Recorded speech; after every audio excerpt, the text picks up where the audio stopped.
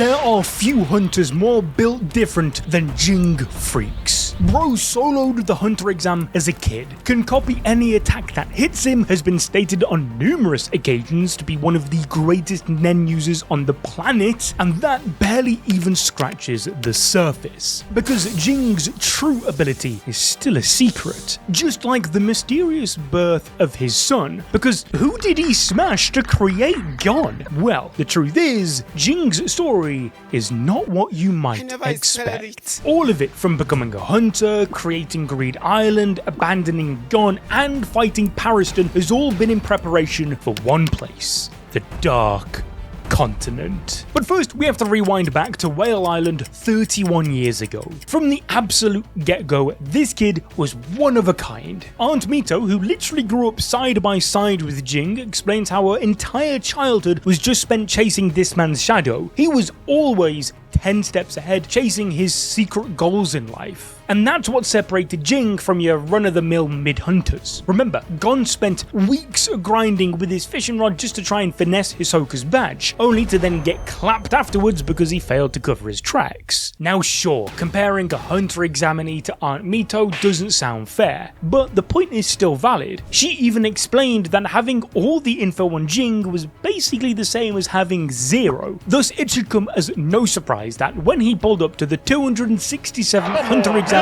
shit was a breeze. In fact, bro was the only person to make it out of that year with a pass despite having zero nen. Now, speaking of people who are always 10 steps ahead, nobody is better than the GOAT himself. And so today I want to bring you JoJo's Bizarre Adventure Golden Spirit, which has officially launched worldwide on iOS and Android. You can now create a team filled with legends from parts 1 through 6 in this massive RPG. Every fight is packed with cinematic stand abilities, classic character interactions, and of course, iconic poses. But like all JoJo fights, there's actually strategy involved as well. Build your own team compositions, develop your characters, upgrade their skills, enhance their equipment, and experiment with different lineups to find what works best for you. Oh, and did I mention that there's multiplayer so you can play with your friends? And because the game has just launched, now is honestly the best time to jump in. There's an SSR Jotaro Kujo special summon event live right now, along with a special Stardust Crusaders story. That's all on top of login rewards, limited time events, and exclusive bonuses just for starting during the launch. So download JoJo's Bizarre Adventure Golden Spirit using the link in the description and pinned comment to help support the channel. Back to the video.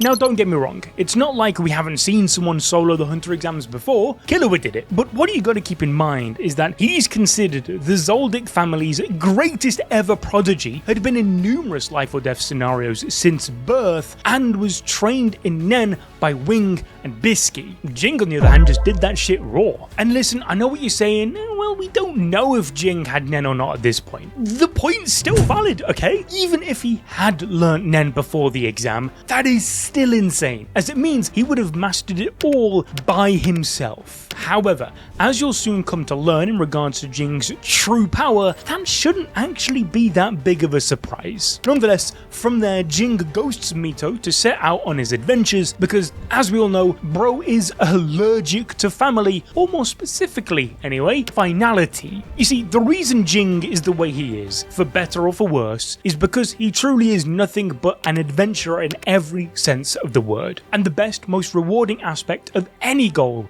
is always the journey. Therefore, there is nothing more frightening to Ging than a final goodbye. Unfortunately though, the moment he dipped, everything began to go horribly wrong. Mito's parents died in a car accident, and Jing's own father vanished at sea, never to return from his final voyage. A fitting death for a member of the Freecss family, really. Nonetheless, at 12 years old, now as a hunter, Ging finally set out upon his dream to become the GOAT of archaeology. And I mean the real GOAT, because he didn't just find shit and flip it for profit, he instead used his own insane amounts of wealth to restore every ancient ruin he discovered to its original form and open it for the masses. Oh yeah, by the way, this guy's loaded, like mega filthy dirty rich, as you'll soon come to realise. Regardless, an example of Jing's heroics are the fact that he discovered the Lurker civilization, cooking up a breeding program for two-headed wolves, and even unearthed a massive gold vein in the Congo. And it is no coincidence that this sounds just like the feats of his supposed ancestor from 300 years ago, the legendary archaeologist Ging Freecss. Someone who, for the future of Jing's story, will be vitally important as he was the first man to step foot on the dreaded Dark Continent. Regardless, along Jing's adventures, he met one of the most important characters in all of Hunter x Hunter. In fact, the very first character we ever meet in the manga, Kite. Straight away, Ging realised that Kite was cut out to be a top-tier hunter like he was, because, like himself and later Gon, Kite was loved by the animals, thus was a kid worth saving. From there, Ging trained Kite, and in return gave us our first clue about Jing's true Nen ability. You see, he seemingly played a key role in helping Kite create his crazy slots technique, to the point that he helped Kite master it enough to face off against Pito, who, yeah, killed him, but I mean, just look at the damage that he inflicted upon the ant. That's pretty good. Nice. What's important about this, though, comes from a simply fantastic bit of analysis from Blade of Grass, who highlights what Ging's truly capable of. So be sure to leave a like from me, because trust me, this guy cooked. Essentially, the idea is that Ging utilized his insanely high level of Nen mastery to basically program Kite's crazy slots. After all, his ability to understand Nen so profoundly backs up the fact that he probably did manage to self-teach himself in, but also allows Ging to then reverse engineer and reprogram it like a piece of code. Just look at how quickly he was able to understand, copy, and master Leorio's punch after a single use. He's not stealing the technique per se like Crollo, but literally recreating it from scratch. It is the ultimate mastery of Hatsu. The idea behind it is that Ging essentially rewrites the code of Nen like a computer engineer. You see, a lot of people, when they start out learning Nen, as proven in the Succession contest, view it as magic. Inspired that, it is something much more logical. Similar to how computers convert raw electricity into complex functions through circuits and code, Nen users convert raw aura into Hatsu through the brain. And we know that Togashi is a massive computer nerd, thus it would make sense how he would draw inspiration from computers and the internet. In fact, in 1998, when the series started, only about 2% of the world's population used the internet, compared to nearly 75% today. And we know that Togashi was clearly one of the few people who saw the vision when it came to being online, as he made it a core part of the Hunter world, as revealed to us in chapter 38, which just so happens to be titled, by the way, Ging Freecss. Thus, Ging, of course, understands that coding process better than anyone, to the point he can literally code entire systems, such as Greed Island. This was a Nen-based game so insanely complex that even top-tier Nen masters couldn't fully beat it for over 10 years. Bounties had to be put in place to get people to dedicate their entire lives to beating it, and they still would fail. But that's not what's important here though, because, as we know, when Gon was teeny tiny, he visited Greed Island. In fact, he was likely even born there. You see, Ging actually had friends. It's a shock, I know, but he did. And it was the 10 of them that banded together to cook up this entire project. We know 5 of these legends by name, being Razor, List, the sisters Alina and Etta, and Dwun. Dwun. Yeah, Ging is just that built different that he got bro to legally change his name solely for the reason the Greed Island acronym would work. What's mental though is how Ging was the lead designer of this game at just 20 years old. He cooked up mechanics so broken that they could teleport you across the country and even heal Gon's shattered hands years later. Don't forget, at this point, Ging was still more than half the age Netero was when he hit his prime. And the reason Ging built Greed Island to begin with was to ensure his own son would one day be as built different as him. Take Razor for example, right? Bro was a convicted murderer, and yet Ging decided to give him a chance as a Greed Island game master, also that when Gon eventually played the game, Razor would go all out against him. What this reveals to us about Ging though is how, like with Kite, he's open to offering a helping hand to anyone, be it convicted criminal or poor kid off the street. Anyone but his own son, I guess. And talking of which, actually, this brings us to a whole 10 years before the beginning of the story, where Ging returned to Whale Island with his newborn son, dumping his ass with Mito and his grandmother to raise. And let me tell you, Mito was absolutely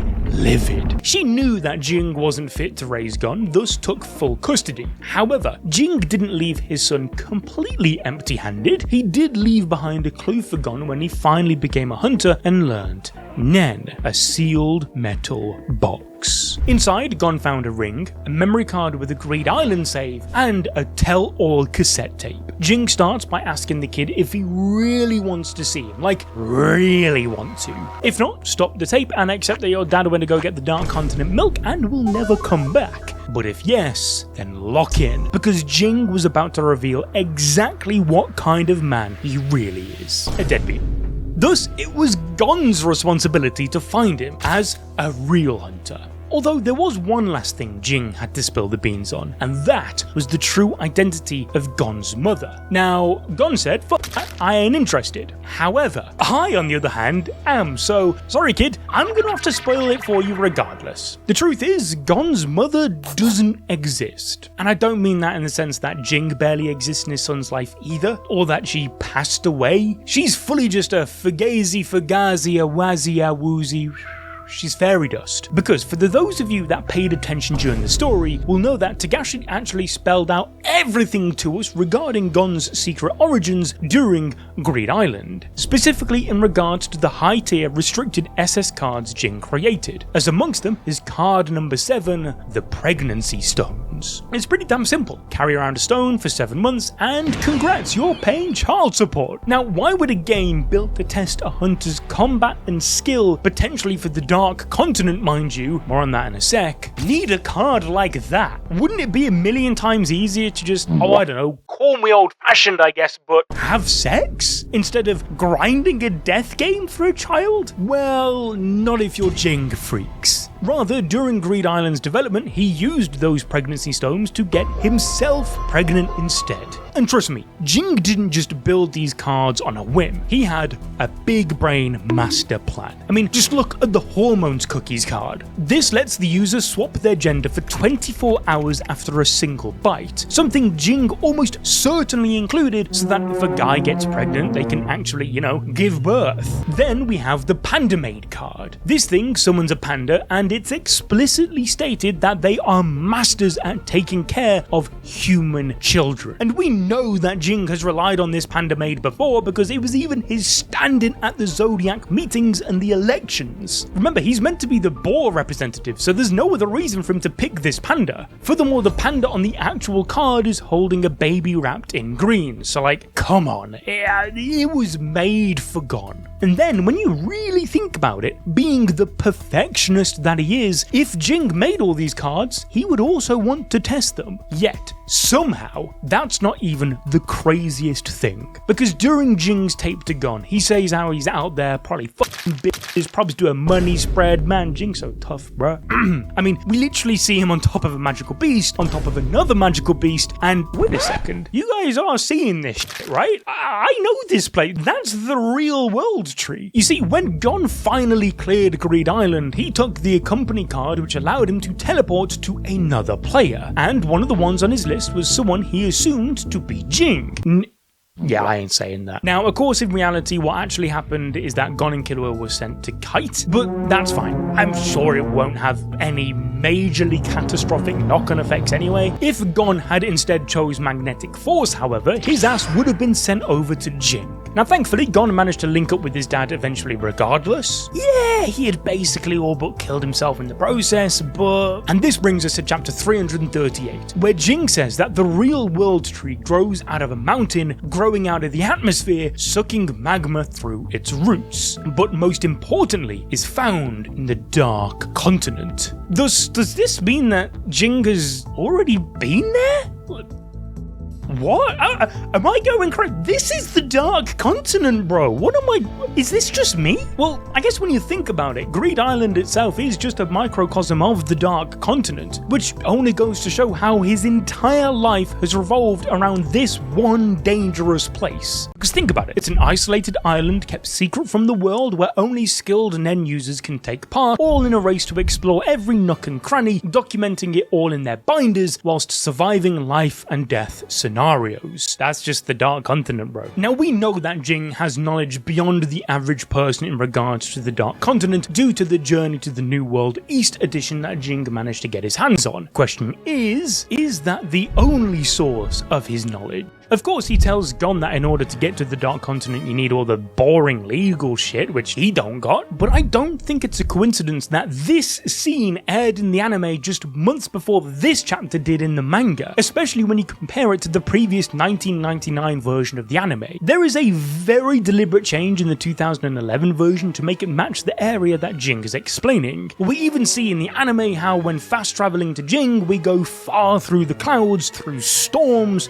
to a totally separate island surrounded in a dark aura. However, maybe this isn't even Ging to begin with, and is instead Ging Freecss, the author of the Journey to the New World book, who even now, 300 years later, still on the Dark Continent writing the West Edition, or at least according to Jing's theory. Thus, there is no other place in the world Ging would rather be than following in his great-great-great-grandfather's footsteps, which is why Ging is heading there himself. But there's more to this than just a nice little holiday, because he's locked into one of the biggest, most intense battles in all of Hunter x Hunter, his war with Pariston Hill. By now, it had been a decade since Ging abandoned Gon, but with Chairman Netero nuking himself to sleep versus Meruem, a new chairman needed electing. Thus, being one of the 12 Zodiacs, 12 elite hunters chosen by Netero himself, Ging pulled up to the party. At first, he threw his hat into the ring as a potential new chairman, but not a single soul fell for that rage bait, especially not Pariston. However, this was all part of Jing's master big brain plan, because he managed to get his rules for the election chosen. The way he did this was by also saying that Rule 5 would make him the sole boss of the voting committee. Ging knew that this was such an outrageous rule that nobody would agree to it and would compromise on all of his other rules instead, with them not seeming anywhere near as insane in comparison. I mean, I gotta give it to him, it was genuine 4D chess. As a result, Ging was chilling in the top 16 until the goat Leorio pulled up and absolutely clapped Jing's cheeks for being a deadbeat whilst Gon was dying. In spite of this, it was all, once again, part of Jing's master plan, turning Leorio into Pariston's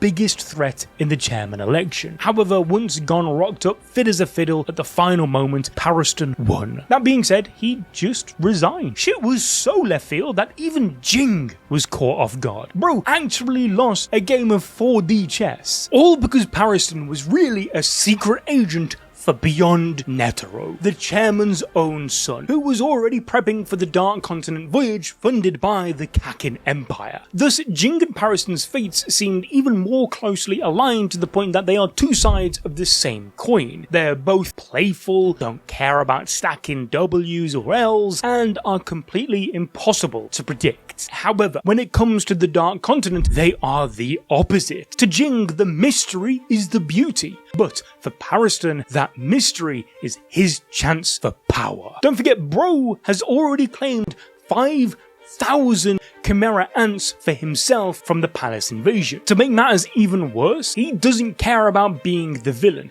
In fact, bro loves being hated, which is exactly why he teamed up with Beyond in the first place. Surprisingly though, Ging also left the Zodiacs and joined the team. He knew that Pariston was a total scumbag because it takes one to know one, and that's precisely why he joined their expedition to the Dark Continent. That way, not only does Ging get legal entry into the place, but he can do it whilst also keeping Pariston under control. And the first tactic to do so was rose by doubling everybody's pay in Beyond's crew if they accepted Ging as the new number 2 in command over Pariston. Don't forget, I told you that this man was filthy, mega rich. More money than he knows what to do with type shit. Thus, Pariston just had to sit back and let it happen, listening to Ging yap about the Dark Continent, admitting for the first time that he might actually start to hate someone, curious to see what he would do to a person like that. Nevertheless, Ging spent the entire month just straight up Nen-mogging everyone. But then enters Muha. Straight away, he started questioning Jing's motives for even being there, convinced that bro was only joining the expedition so that he could backstab them later. But Ging told the truth that he was only there to gatekeep Pariston from causing total destruction for the human race, whilst giving his absolute full support to the main man himself, Beyond. Inspired this, since Beyond was being held hostage by the Hunter Association, leadership responsibilities fell squarely on Jing's shoulders. Therefore, the assassins gave him an ultimatum. Either Ging or Pariston had to pack their bags and dip. However, both of them hit the assassins with an ultimatum of their own. Ging told them to just walk away, whilst Pariston asked them to kindly die. Listen, you know what this is already, okay? It's another round of 4D chess, ladies and gentlemen. But who will win? Because suddenly, the henchmen started blasting Nen bullets, forcing the two underground, where Ging revealed at least part of his true ability to Pariston, as that was what Pariston set this whole thing up for. Ging recreated every tiny mechanic of Leorio's punch before telling Pariston that if he wanted to just see what he could do, all he had to do was throw hands himself. Because Ging has no real reason to hide anything. His true ability isn't tied to a specific trigger or carry an inherent weakness, as his ability to understand the fundamental construction of Nen gives Ging something every hunter dreams of, and that is total freedom. Nonetheless, Ging earned Muha's respect as the new number 2, provided that Muha handled the actual battlefield tactics when push came to shove on the Dark Continent. However, if Ging really wants to complete his dream and finish what Don started, then the most dangerous thing isn't anything that he will find in this wretched place, because Pariston